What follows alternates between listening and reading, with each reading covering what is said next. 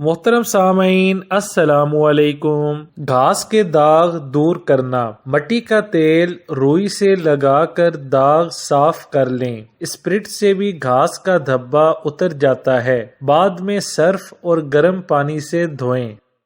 خون کا داغ دور کرنا، خون کے داغ کپڑے پر برے لگتے ہیں، تازہ پانی اور صابن سے داغ دھو لیں تو جلدی اتر جائے گا۔ پرانے داغ پر آپ ایمونیا کا محلول لگائیں اور بعد میں نمک سے رگڑیں۔ رنگین کپڑوں پر نشاستہ گھول کر لگا دیں، خشک ہونے پر رگڑ کر دھو لیں۔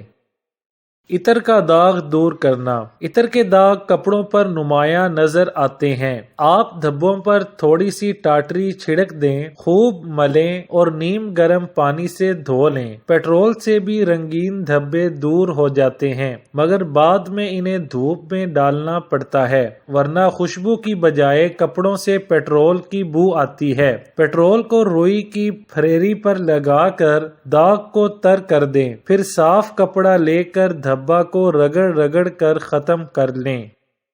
پان کا دھبا دور کرنا، کتھے اور چونے کے داغ مشکل سے اترتے ہیں۔ صابن سے کپڑا دھو لیں اور پھر تیز گرم دودھ ایک پیالی میں ڈال کر داغ والا حصہ بھگو دیں، 10 منٹ بعد رگڑ کر دھوئیں۔ کچھ عورتیں پیاز کدو کش کر کے دھبا پر رگڑتی ہیں، دھبا ہلکا ہو جاتا ہے۔ تازہ دھبا جلدی اترتا ہے، کچا امرود رگڑ رگڑ کر ملنے سے داغ ختم ہو سکتے ہیں۔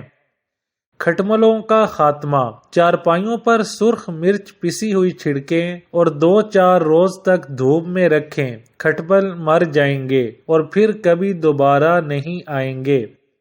کھٹمل سے بچاؤ، چارپائی دھوپ میں رکھیں، ابلتا ہوا پانی ڈالیں۔ DDT کا پاؤڈر پانی میں ملا کر چارپائی کے پایوں میں ڈالیں۔ سرخ مرچیں پانی میں ملا کر پایوں میں ڈالیں۔ اجوائن پیس کر تیز گرم پانی میں ملا کر چارپائی پر چھڑکیں۔ چاروں پایوں کی خالی جگہ میں پودینے کی شاخیں ٹھونس دیں۔ نیم کے پتے چارپائی پر بچھائیں اور نیم کا پانی ڈالیں۔